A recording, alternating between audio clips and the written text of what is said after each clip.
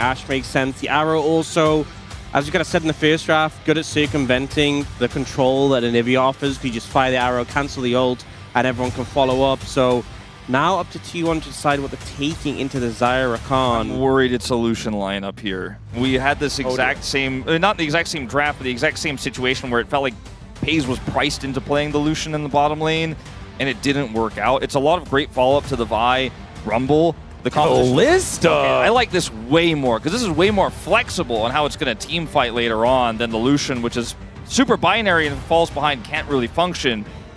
I mean, it's a similar story with the Kalista, who is largely aimed towards the mid-game, but the mobility is going to be there. It's just what Gen G is now going to augment this composition with in order to make this Kalista's life hard. What about Maokai would be one of those. Or even Poppy jungle could work here. As it's a lot of magic damage in the mid jungle, so the synergy between Chovy and Canyon not exactly going to be outstanding. Those but upgraded Merc treads for Faker will go very hard. Very hard indeed. But now a top lane pick for Keen. We're expecting the Cassante, but maybe something with a bit more damage could work out here. Yeah, you they might do have a pseudo tank already. Might need an AD thread, so they end up going towards the Yorick. That does provide a good amount of AD damage, even though there's a decent amount of magic from the Yorick too. And it is looking just to be the Kalista Renata. I'm coming out of this one and once again feeling like T1 have the edge in terms of draft. This time it's Gen G with more the control element, trying to keep that backline safe, but T1, I think I do feel like there is a lot of cohesion between the champions here on T1's side, but we'll see whether the players can mirror that as we get into the Rift here for game number 2.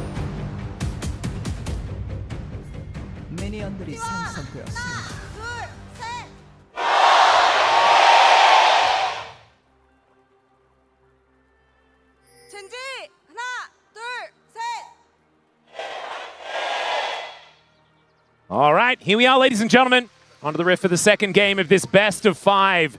T1 looking to even out the scoreline like they did successfully against Home Life Esports on Friday. And Gen G wanting to move to match point, try and stamp their ticket towards Daejon already. This is interesting. We're seeing from Chovy the Deathfire Touch. We normally get Electrocute from our Anivias in the mid lane. Yeah.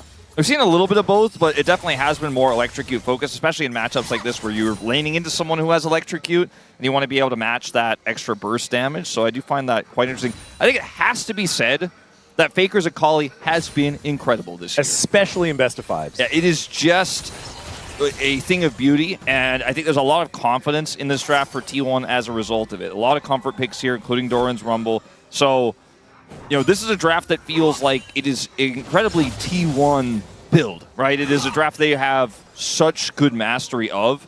So maybe that'll be enough to get them across the line. As we expected, and as everyone knows, this Kalista lane is going to rule the day here on the bottom side in these early few levels.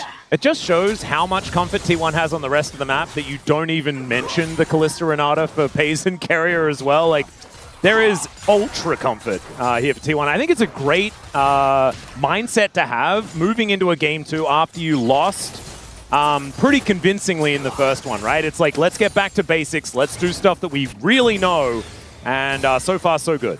Interestingly, the Pay's not going for the cleanse, and a lot of time you see barrier for the early trades, the tempo barrier I've seen so often. The cleanse value pretty high here, and particularly because Ruler's taken exhaust. Yeah. So if you had cleanse for that, would have a lot of value. Olin comes in here. Yeah, that's the heal out as Ruler and Duro holding on to theirs, and in fact, looks like they will not need to expend it. T1 will chase them down. You've got a Maokai in the area, spotted on a ward. Actually, think back away. The position there from Ruler was really good because FaZe was trying to like hop around the feathers, but they were against the wall, so we had nowhere really to go. They have such an advantage right now because they have heal. The exhaust makes it difficult to all in with bailout, and Maokai's here. So actually, they regain control really quickly of this bottom side 3v3. And I kind of want to go back to the draft again. I know we've been talking about it a lot, but talking about this series as a whole, I feel like the value of the Xayah Rakan pick-away cannot be understated. Because Keria was unbelievable on the Rakan pick. Duro had a great game on it yesterday as well, don't get me wrong. But now you've denied that from T1 to have that comeback game where Keria really pops off on this champion. Obviously, he has a lot of others, but it's just another reason why I kind of liked what GENG did with their bottom lane early pickup. I think 100% Keria picks it up if they don't take it away there for the Rumble Vi. We've seen this so many times by Rakan, but with the Rumble on top, it's just so easy. T1 are utilizing this early prio here in the top lane really well as Doran starting to finally chip away at this first plate. But otherwise, it's all quiet on the Rift. Ruler and Duro got through the toughest part of this early laning phase. We'll see what happens when we start getting to these first few objectives as Dragon spawns in 1 minute's time. Yep. So far, just some more laning to be happening here. Ruler trying to get some of these feathers down, successfully does so. Once again, not using his own skin, which kind of makes me a little bit sad, but going for the Skinergy there alongside Duro this time. Gotta have the matching skins, that's the most important thing. Yeah. That's all right. Chovy and Faker just going to be laning against one another. You can see this time around, Chovy having a better time in the early laning phase, but that is to be expected in the ranged versus melee matchup, as he's just flapping around, having a good time. Not going to quite find that Flash Frost, but not going to be the end of the world. Faker throws down the Twilight Shroud, and we'll just now look for a little bit of a reset angle, potentially clearing out that wave comfortably. There's a ping coming through. I think T1 are looking to invade here. They have Prio in the bot lane, or at least get some vision down and find Canyon. Yeah, well, they will be able to find him there with the Scryers. He's looking for the Grump, although might actually forego that. Oner moves over towards this first dragon, a very early one, as it only just spawned. Canyon coming down, throws a sapling in that brush. Doesn't exactly know where Oner is, but has a sneaking suspicion. Oner has double smite, so he can smite the beginning of the dragon and finish with smite here, so he can rush it very quickly with the prio they have, and I just don't think there's any time to muster a contest. Chovy's already backed in mid lane, and this should just be break secured. Yeah, I think the Chovy recall was the thing that really cemented that, because if Ruler, Duro, and Canyon had looked into contest, even though it's risky against the Kalista, they potentially could have, but with Chovy gone, there was just no way, with the potential of Faker moving down on the Akali. So early Dragon pickup from T1, very early in this game. And it's once again, we're doing the Earth, Wind, and Fire track. Not going to be the same order this time around, as we'd need a Mountain Soul for that, as now Canyon gets the ward down. Good Shuriken backward is going to be there as the handshake comes through. And Duro trying to keep himself alive, but it's not quite working. Oner doesn't find the Vault Breaker, as Ruler still desperately trying to get out of here, but it's not going to work. Pays rips out the sticks, and down goes the Xayah. First blood to T1 this time. Not enough value for the exhaust on the turnaround there. Ruler has a good feather call, but that is all he has. Too isolated down there on the bottom side. Doesn't have a barrier, and is just not able to fight his way out of that one. But this is, again, a numbers advantage here, as look at where Chovy is on the rotation down. Super late here. And yes, Canyon could deny Faker entry with some help from Duro, but it doesn't matter when the Xayah is just getting Kalisted there on the bottom side. Yeah, and doesn't bring the sums, because even though Pays was low and the exhaust could have kept Ruler alive longer, Pays still had barrier, would have just been away, so holds onto those for now. Keen trying to catch Doran out there with the baby cage, but it's unsuccessful. Yep, actually doing a great job on this Yorick so far here in this lane. We've seen this go a few different ways, right? It can be relatively even, but we have seen the Yoriks have a pretty good time into the Rumble as well. And so Keen is mimicking more that one this time around, as he's hitting ease. And that is obviously the way that you win. Does have a slight gold advantage as a result. Gold, though, is pretty even, basically. You've got Chovy being able to pull ahead as far as farm, with Faker going for that roam, but the bot lane is going to be in a great spot here for T1, so a much more even affair this time, instead of GENG just kind of running away with the game from a very early mark in game one. And I think, unlike last game, T1 have been able to play to their win cons, step by step, hitting every benchmark, with the early game Kalista going very well, leading to a very fast, on spawn, essentially, Dragon for Oner. The bottom side prio they budgeted so much for in this draft is getting them the leads they want to have, that they need to have. Grub's on the top side here. Canyon has control there right now, so that may be the trade-off here, which is very valuable when you have a Yorick on the top side of the map. But T1, see what they do. They are sending Oner over right now to at least try to deny one of those. Yeah, Oner is going to be spotted by the sapling, as Canyon looking to get himself out of there. Holds that health bar as high as he possibly can. But this is the problem. Keen has full priority in the top lane. Doran just ulted the minion wave. Yeah, they can't fight this. Yeah, to get some tempo back. And because that ult is now on cooldown, this is just not a realistic option. Double grubs going over to GENG. Looks like it is going to be a consolation grub to go over, as that will be the 2-for-1 in favor of Gen G as far as that is concerned. But because of that really, really early Drake, it did give T1 the ability to actually come over and contest, which they otherwise wouldn't have had. And I do think at least getting one grub on that situation, considering Doran was pushed in, low HP, had just ulted the wave, I think the fact they get one is at least something out of the situation. Level 6 for both of these bottom laners, but not really an all-in timing. Duro and Ruler do have the wave advantage right now. Canyon does have Nature's Grasp and is somewhat nearby, so certainly could be an opportunity if they could bait T1 in here, but I think this is just going to be a little bit of a look-in. Like so often, the hallmark of Maokai has just been that ult bot lane. As you walk in from the side, it covers the whole lane. That's been such a common play. Faker... Oh, stun going to connect the flash forward from Chovy as Faker is going to get out of there. Holds onto the flash though.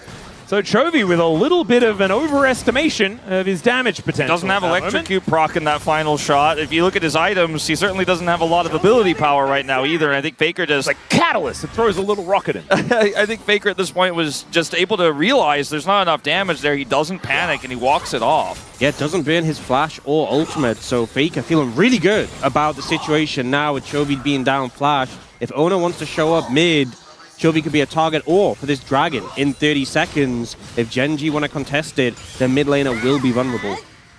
Well, let's see whether Oner can get over there and lock this one down, going for a reset prior. If that is going to be first item collected, then that is going to be a big advantage for the Vi, and I hazard to guess that the Sundered Sky is coming in. There it is, Rageblade also done for Pays, as Doran throws down the Equalizer once again. Man, he has been defensively equalizing all the time this game, as the Maiden is going to be taken out. Keen not protecting her that well. Canyon showing on the top side here, so I feel like T1 has kind of free reign to set up for this dragon. Yeah, and I think that Doran's going to just escape here, likely. Sapling will just barely get him to have to stay. They need to get something crossed if we're going to give this dragon up. I mean, it's double dragon here again with very valuable elementals. That's a teleport to the top lane from Keria, though. He does have the unsealed spellbook to allow him to get up there, but still, Oner is sticking with this dragon. I think that's enough. That unsealed spellbook pick gets him the defense there, denies Canyon, and they get double dragon into Chemtech Soul. That feels so rough, the fact that it's the double dragon that you secured, you put the priority on it early, and then it's a Chemtech Soul, which doesn't bolster your composition. It's great for Kalista, though. It does help out Kalista. That is true. Especially with Bailout. It's for sure not the one you were hoping for with this heavy investment towards the bot side of the map. Yeah, and Gen G are going to double down on this top side as Ruler is looking to grab some extra plates. Pei's doing the same thing in this bottom lane, as we can see here, just ripping through these plates himself. Things very even as far as farm is concerned, but that first blood going a long way for this Kalista. Now augmented with a bunch of extra money as he takes crockery from these structures. And Ruler is now going to have to back away, scries some stuff first before he does head back home. First items, though, have been collected by both of our AD carries. I think going back to the Chemtech Soul point, for T1, it's not necessarily about the soul you're looking for. It's about how much you want Gen G to force fights for it when you're at your strongest in mid-game with mid-game Akali and mid-game Kalista, right? And that's where you want to be forcing Gen G in those uncomfortable fights. And Gen G can look at this and say, you know, I will give you soul point if we don't like that fight, because we're going to scale up with our Xayah, with our Anivia, and we're going to be more powerful later. The fact that it's not a Hextech soul point, for example, gives Gen G the ability to say no. Yeah, and I think that's what feels so unfortunate about this, because T1 right now, they have a significant gold lead here, but they need to win team fights with that gold lead to hold on to it, to maintain that advantage. And if Gen G avoid those fights, that's when it gets a little bit trickier. Yeah, Leandri's is now done for Canyon as well on this first strike Maokai. And so even though Oner does have a bit of a gold advantage, over time, I think the Canyon should be able to comfortably move back into an okay position. I think ironically, this sort of game pace and the slowing down of how the early game has progressed is really what T1 wanted last game with their composition they had there. And Gen G kind of demonstrating when you are playing that more slow-paced, controlled composition where you have picks that want to come online later, this is how you just avoid interacting where possible. Yep. Trade things back and forth as much as you can. 2 minutes on the Herald. That might be the next opportunity for T1 to start themselves a fight. But the problem is, I feel like in the last game, Doran versus Keen was much more volatile. This does feel like Keen just has control of this wave over and over again, despite the fact that Doran does have a lot of money towards that top side, Keen is just making things work on this Yorick, very close to that first item. And over time, will just become more and more of a menace in the side lane, able to get map control for Gen G when it could otherwise slip away, like you mentioned, based on the compositions. Very quiet mid-game, favors T1. They're looking... Or sorry, Gen G, rather. I was going to say, they're looking potentially for Chovy in the bot lane. Oner was just hovering around. Chovy's flash about to come up, and we so often see those plays made just before someone's flash becomes available, but he plays defensively, Canyon moves over, and nothing's to come for it. Faker now has that Gunblade spike, which is so significant on Akali. The all-in potential, very hard to deal with, but as you said, we'll just slow and calm, exactly what Gen G need. Yep, now Chovy going back to base. We'll see what he's going to be able to complete here, as he has completed the quest. Probably wants to get boots 2, so he can immediately get some boots 3, and that is going to come on through. So some Swifties have been fully upgraded. This bird going to be flapping around as quickly as she possibly can. Chovy the only gold lead on the Rift right now. It's pretty small, but it's the only one that Gen G has, and he's scaling up. Xayah is scaling up. Xayah has exhaust for safety later on too, making it more difficult to kill her. On top of her already safe ultimate and all the peel tools we mentioned. Right now we're looking at this game talking about the Glista lead, right? The explosive power of the mid game for T1. Ruler has a heavy responsibility to use these peel tools and to be able to judge both his positioning but his timing of his ultimate. We saw a pretty funky angle from him on this pick yesterday. Hopefully he'll have those aimed the right way this time around. As it is going to be very critical for Gen G if they're going to win this game for him to play incredibly well when we get to that stage. We're not there yet as T1 have full control over this Herald. As we've been talking about, Gen G just opt out because they do not want to give T1 an opportunity to say that 1,000 gold lead just turned into a 3,000 gold lead on a flipped fight. And now they can use this time to get a bit of positioning around this dragon spawning in 20 seconds. Don't necessarily need to contest it, but they can threaten, get some saplings down, maybe if they see someone out of position, or just gather information and be wary of T1 before they move in. You can see now Oner trying to make his way forward. Yeah, he's actually going to be able to get into that river brush as the saplings are really starting to do some work. The Andre one item, strike. But it is it's certainly working. Like you were saying, that first strike really looking like it's getting some work done as the Trinity Force is going to come on through alongside Keen, teleporting into the bot lane. As Gen G wanting to deny the soul point. Faker is going to be spotted here by Keen. Combat Herald down, and it's a lot of damage. Yeah, like you were saying, there is the Combat Herald as Canyon flashes out of the way, but he's still going to get knocked up. As Shelly getting a lot of work down. He sips the sap, but it's not going to work. Down goes the Kalista. The bailout is in for pace. Gets the reset, but Keen is massive. Duro and Chovy on the other side of the fight. They're in a lot of trouble. And Oner is going to let his fist do the talking. Still Keen is in there, trying to take him down. And the egg, will it stay alive? The flash out from Chovy. He is able to keep himself up, and now Keen in a 1v1 with Faker. He finds another Morning Mist, and this Yorick is a behemoth! Keen is just an absolute monster. I think the two biggest things for Gen G that kept that fight even was his Yorick just running around, smashing skulls. With a maiden! As well as Blade Caller as well had so much impact. A fight that T1 definitely felt like they should be winning with the Combat Herald as well. But in the end, it's Keen who comes in strong. And we're going to get a refight for the Dragon. Yeah, good handshake there from Keria as Doran's looking to move his way back, but he hasn't been back to base yet. And these ghouls, man. What I think the this heck? is just Gen G's Dragon. There's just no two ways about it. T1 not able to make it happen here. Yeah, Oner was still on the Krugs, by the way. He was like, no, guys, we're not doing that. Initially, I thought with this fight, Gen G had maybe overstepped, right? They didn't have to fight for this. They had been so measured in all of the other fights leading up to this, but they play it out so well. Combat Herald comes down. Canyon backs away here. Flash buys him some space, but then you see what happens with Ruler on the right side of this fight. Ult comes out. Good pullback. Yeah. Look at that. The double there. Denying pays the bailout. And then from here on out, yes, T1 have the numbers advantage, but they don't have a great way to deal with Keen's sustain as he just rips through this fight. The egg buys time. I think Gen G judged that they had enough here so well. It was on a knife's edge, but they played it confidently, and they barely walk out ahead. Also, that ghoulie wall position, so Oner couldn't flash over the actual wall, was so good. They needed the Kalista alive to deal with the Yorick, and just some great team fighting from Gen G. And Chovy He's the master of minions. He really is. His own and the opponents, as he will just force them on a merry goose chase. Faker not exactly going to notice too much of a difference in the wave state, but it was a very cute little maneuver. Paze does have his static shiv now, as he's gone for that after the Rage Blade. Pretty good item on this patch at the moment. Is now Keen getting focused down by Oner. Cease and desist comes in. The Maiden getting involved as well, and Keen, I think, will be burning down. And there he goes on the cross map. Faker trying to keep himself alive. As a smite comes in, Twisted advances down. And Faker no chance of getting out of that one with Dura joining the party. Oh, a turret has already gone down here in the bottom lane for T1. It's going to take Genji a lot of time to get one in return, and Ruler's not going to be able to defend himself here alone, so there's going to be some tough calls made for Genji. They are going to commit to that topside turret and trade, but T1 can match that and actually look for almost a second one here, as well as mid-side prio, so T1 getting a lot in this instance here on that initial pick. And yes, Faker dies, but T1 are still getting more. Also, it's a 3-0 Yorick that they managed to take out, so T1 making a good practice play, even though Genji, once again, cross-mapping, going for the trades. T1 are the ones who end up getting the edge in this situation. That being said, Doran stays for the tower.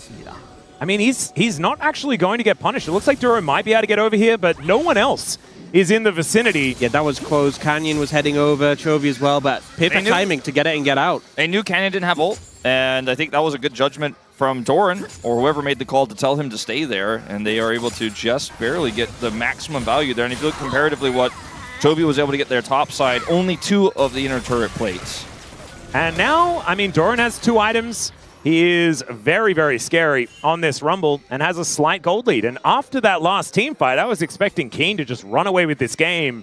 Things a lot more even on that top side than we expected. Still, T1 with a slight gold advantage as the Baron has spawned. Keen going to get his hand shook, looks for the Ghoulie Wall, as it is often about Keen getting killed and then going on a rampage afterwards. Not going to happen this time around. So a bit of a difference between this game and the last one is occurring once again as Doran comes on over here, watches as that plate falls down, but is able to incinerate that minion wave. Get a little bit of tempo back here for T1 as they move to 1,000 gold in the advantage. So much of Genji's agency is on the Nature's Grasp cooldown, whether it can be used defensively to secure an objective or to siege and look for a pick. Ruler is doing a lot of damage with these 2 items now completed. It's getting a little bit scary. One thing that's a real conversation. Oh, Faker. Yeah, might be in trouble. Goes into the Shroud. The Keen is moving down. Nature's Grasp is going to collect him. And now he's going to ult to try and get himself away. The rest of T1 are going to show up, but he gets the ultimate to get himself out of there. Still won't have that if there is going to be a fight coming up. 1 minute until the Chemtech Dragon is going to come on in. And Genji maybe looking for this outer turret mid lane, but even that feels a little bit too scary. Some big tools baited out there by Fake and able to evade it without even bidding his flash, which is pretty good going into that next fight around the dragon. I will say one thing is that normally we've had Blade the Rune King built early on Kalista, giving you that extra sustain, but going the Shiv route that applies those on hits, obviously very powerful, but you don't have as much sustain into this Maokai. Whenever the saplings hit, it feels so painful. That poke, very relevant, especially when you're trying to move up and contest his vision. Especially when you don't have a tank to eat the saplings, to clear vision, and to go through those brushes. It might often just be Vi or Keria's job here to eat that damage so you can go into the fight at full health. I do think the Shiv is incredibly valuable at getting Prio to be first on objective, because that's what T1 needs. And so, while that trade-off is big, I think it's the right call here for Paze, as Canyon does have his ultimate backup. They have this defensive setup here where they can use the ult to deny T1 access or look to force a fight if T1 want to challenge. This is a very tough moment for T1. It might be the beginning of the sunset of this composition if they fail this fight. Well, Faker makes his way over. His ulti just came off cooldown, but once again, Keen is going to find him, and oh my goodness, these Qs are doing so much work. That's ult burn by Faker. Yeah, he's out of there already. Oh, Keen is doing such a good job of just keeping this Akali accountable. And with Faker burning his ult to get out of the Ghoulie Wall, T1 pull away from the fight.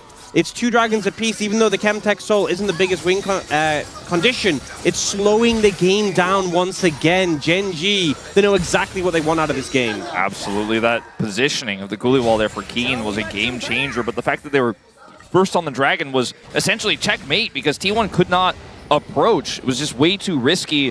Maokai and Nivea first to the play, it does feel very unfair. When you got a Rakan there as well. Yeah. And if you want to try to get on top of that AD carry, he's got ult and flash and exhaust, so and very, very Graves Keeper at like 1 billion health, in a very good position as well. Feel like Keen really having a great day so far today, but T1 hold on to a gold advantage. They got those first 2 dragons, so the fact that Gen.G have taken the last couple doesn't mean quite as much, especially in combination with the fact that it's a Chemtech ult, so not exactly the most sought after. But I do think Gen.G utilize it pretty well. Chovy just got his Rod of Ages level up, so he's now level 16. 2 levels above Faker, and has that rank 3 ultimate, which is a big problem for T1. And where does Faker lane as well? Because laning into this Yorick just feels impossible for basically anyone. But the Anivia is difficult to deal with as well, like you were mentioning, that level advantage. He does set up here so easy if they want to trigger it. Oh, Faker looking for an angle, but once again, the saplings are going to find their mark, and it's the slow that's the most devastating here, stopping the Akali from getting on top. And they're just buying time. Like, Ruler's IE is coming up soon. Yeah. You know, that's all they really need. And with 3 minutes till the next Dragon, he should be able to have it for that. And I don't think T1 can look for a Baron start before then either. If they could get Vision, if they could get Prio and try to look for the double smite with Kalista Rend, maybe getting the Baron could be what keeps them in this game. But otherwise, their clock feels like the hourglass is running out of sand here. And you see how they try and collapse in on mid when Gen.G are pushing up, but with that mid tower still being there, they can just retreat back. You're never diving in Anivia Maokai on the tower, and instantly the pressure negates. They're trying to break out of this setup that Gen.G is playing right now. The Yorick, as you said, in the side lane, such a major problem. And I do think that the sun hasn't set on this T1 composition just yet, but they're going to need to make something happen. They're going to need to find an avenue to get this fight working. Maybe that classic T1 Baron is going to be the angle. Look at Ruler doing blue buff right now. They're just giving him all the money so he can get that IE as fast as possible. Understandable. And the only big advantage here in this game is Oner over Canyon.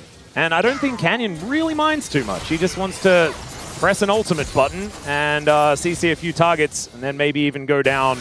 Oner will be imperative, will have the GA coming up pretty quickly.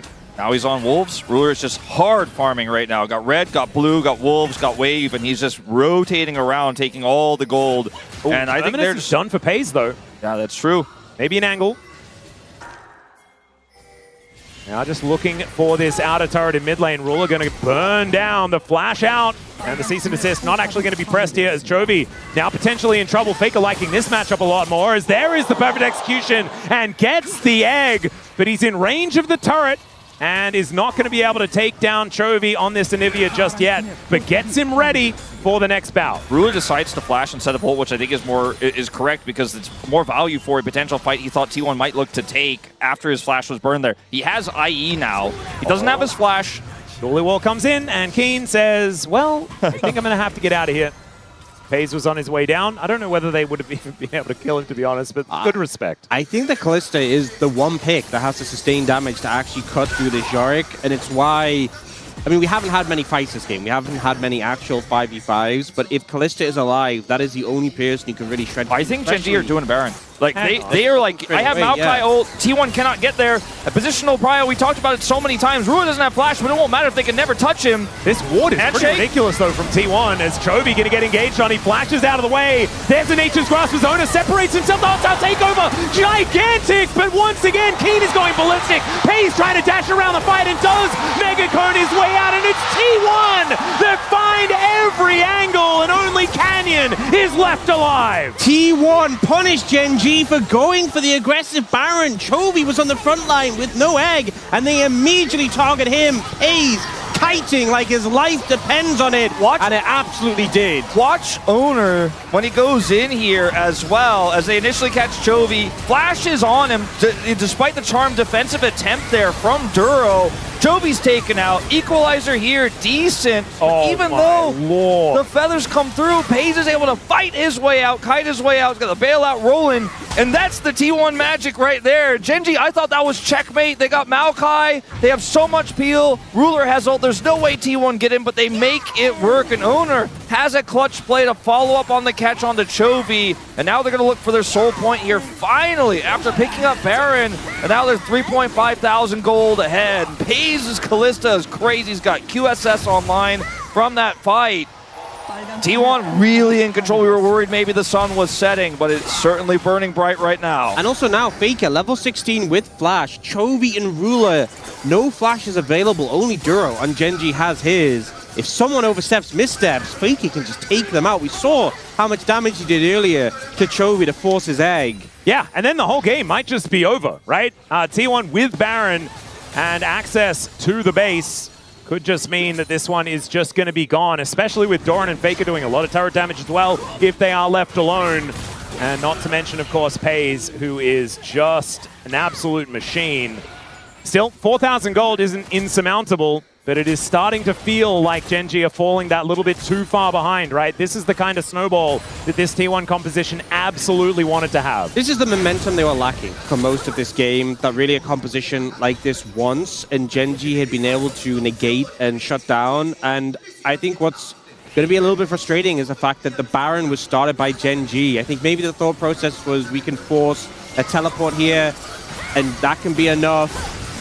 And now Equalizer coming down on the tower. Yeah, handshake is good. Featherstorm going to be invested here by Ruler. That is a big cooldown, exactly what T1 wanted. Yeah, and I think when Oner charging his Q and his ult available, if he doesn't press R there, he probably just dies, and letting the turret go is the correct call. But now he has another safety tool lost, and T1 still have a whole minute of Baron here. They want this inhibitor. Yeah, they're going to take the Maiden as well, as Canyon looking for a little bit of a potential engage. Ghoulie wall, and the actual wall! He's going to get the GA out of Oner and probably secure his life as well. Hostile takeover doesn't find the angle this time as Pays is behind the base gate. He is in so much danger. The bailout not going to work as Ruler stays just barely alive. Keria going to fall, and T1's Baron will stop there.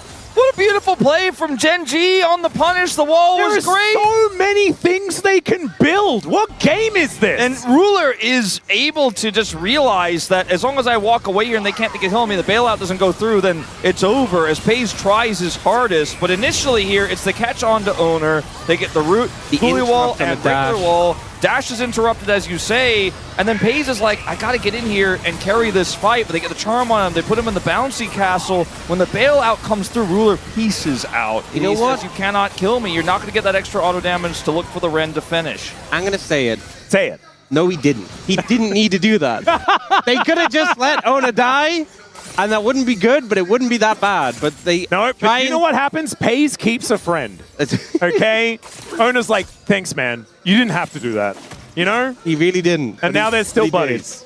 That gold, just the spike up and the immediate spike down. I just think that there's a feeling or a tendency, especially with a lot of our LCK teams right now, this road to MSI in particular, including our play-ins, of desperation, of feeling that your comp needs to win now, that has led to leads being tossed away. And they had such a proactive moment that they had the GA. They thought, okay, we should be able to siege this up. Let's get kills. You get the inhibitor, but you get kills. You actually just win the game right there. And I think their eyes were too big for their stomach, and the punish was so swift from Keen and Chovy there.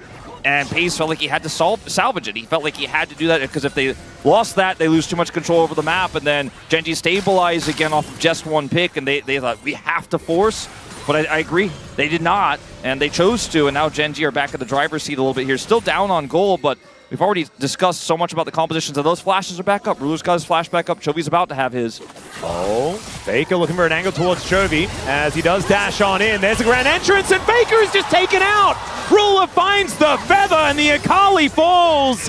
GenG now with a huge leg up here, 1 minute until the dragon. Duro's presence there was a difference maker. Faker knew Ruler was there, saw Chovy, thought, I can take him out, but Duro's charm denies the chance of the play, and now GenG have full control over the map. If you want to try and move in and contest this dragon, it's going to be so hard. The saplings are getting thrown down. You're going to get choked out of your own jungle. Yeah, I think GenG want more than just the dragon here, too, but they're struggling to find a siege angle here with Canyon. Oh, Duro? He's Rakan. Duro has had so many great peel moments this game, including on that base defense we just saw. He's 9 out of 10 KP. He's popping off on this Rakan pick, which has been so essential to their ability to deal with this composition. We talked about all the peel tools, but they're starting to really feel like they're being realized in this game.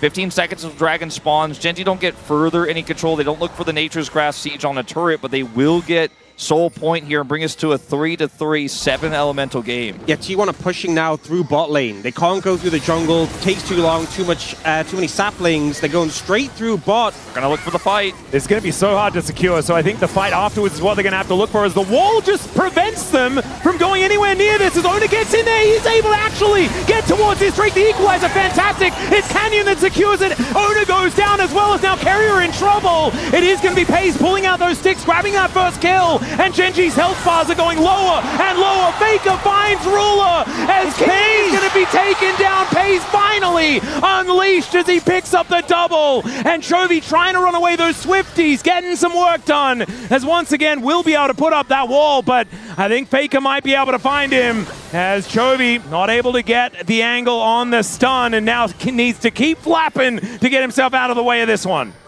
It's going to get another Q though. It's got vision. Chovy's TP is nearly up. Oh, hang on, wait, he's just long. buying so much time though. Yeah, this is actually such a win for Genji. Even if he dies ultimately, he has his egg too. Keria has the CC, but he can TP in the egg. If Handshake's gone. Yeah, there's the egg.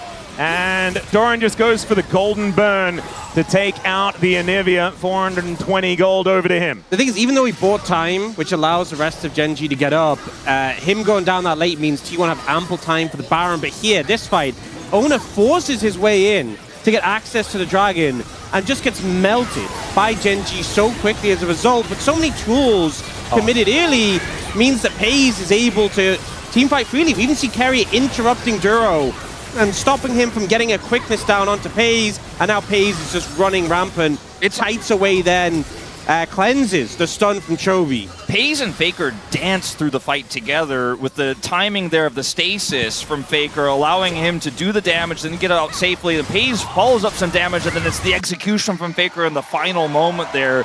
The DPS duo working together in tandem so incredibly well. The Baron goes over to T1 now. They're back in control of this game. Level 20 hit for Doran, and now they're looking to break open more of the space. Yeah, they haven't been able to kill the Rumble all game long. He's 4-0-8. Even though Keen was an absolute monster in this one, the Rumble has turned out to be the walking barbecue that T1 needed.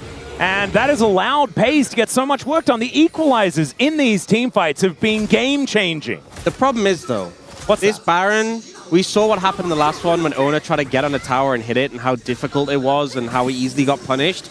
You're playing a composition where your longest range champion is a Kalista. Sieging is not easy into this Genji composition, so I just don't think they're going to make much headway in terms of pushing into the base. Not to mention, if you push too far, the Maokai finds that angle, you all get rooted, 100%. You get stuck, and you get punished and die. Not to mention, also, there are flank teleport wards that they know they're trying to find all of, but they know they probably haven't gotten every single one of them. There are a few here that aren't necessarily designed for that, but could be utilized as such if they do push up too far. So T1 have to be measured and really, frankly, let the minions do most of the work, which allows Genji to slow this down and look for clear in all three lanes. They have an Anivia, so it is really rough for T1 here without getting kills to actually look for this inhibitor. They do have a big stacked wave in mid now. They're going to transfer that pressure into this bottom lane. I think importantly, the Anivia is not here for the bottom lane, so they feel a lot freer. The Maokai are going to come down though, and that will just force them off. They can clear out that wave.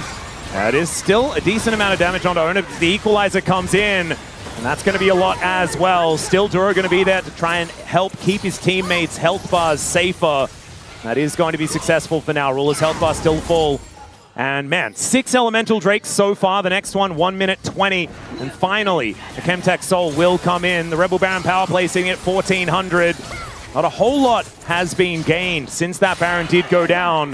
It's still a 4,000 gold lead. But as we crest towards the 40-minute mark, 4,000 gold doesn't really feel like it means all that much. Both of these 80 carries sitting on 5 items each. And Genji still in with a fighting chance. T1 going to have to keep it tight if they want to take this one. But the war of attrition being won by them for, so far. And Inhibitor looking like it is starting to really take some big hits here from those cannon minions empowered by the Baron. And Doran is just empowering that here. Genji look like they will barely get the defense. No, they decide not to. Yeah, a cannon will go down, so the inhibitor in the mid lane is going to fall. But you're fine with that. Honestly, I think Genji okay with that mid lane inhibitor, having the super minions pushing in, gives an extra source of farm compared to your opponent, because those minions will just push by themselves and mid easy to handle. Dragon up in 30 seconds. Nothing really changing from the Baron that T1 were able to take. And once again, we're looking to see these two teams throw down and play for the Dragon Soul. Yep. 900 gold was the Rebel Baron power play in the end. So not a massive amount, but a teleport in from Keen. Looks like Genji do want to fight for this soul. Quadra Chemtech Soul is kind of crazy, as now Ruler might be in trouble. Does have the Featherstorm, but the Cease and Desist comes down. He finally gets that ulti through, as the flash out doesn't work, and the bottom lane are eviscerated. Canyon still trying to fight, gets the sticks ripped out of him though, and it's Faker that grabs the kill. A double for the Akali, and T1, they don't care about a dragon. They just want to kill all of Gen G and win this game too, bringing us once again to a best of 3 for a ticket to MSI. Keen does end up getting a kill onto Doran, and Chovy is buying time, but that mid inhibitor is open, and Pays is going to end this game. There's no way Chovy can get back, and I think we are going to a 1-1 series They're here. just escorting him, keeping him under lock so he can't get back to base. They'll push through with the super minions. He will eventually go down, and T1 will equalize the series. A beautiful game from T1. There was a hiccup, a couple maybe, but they held strong, and man, Pays on this Kalista. What an incredible performance.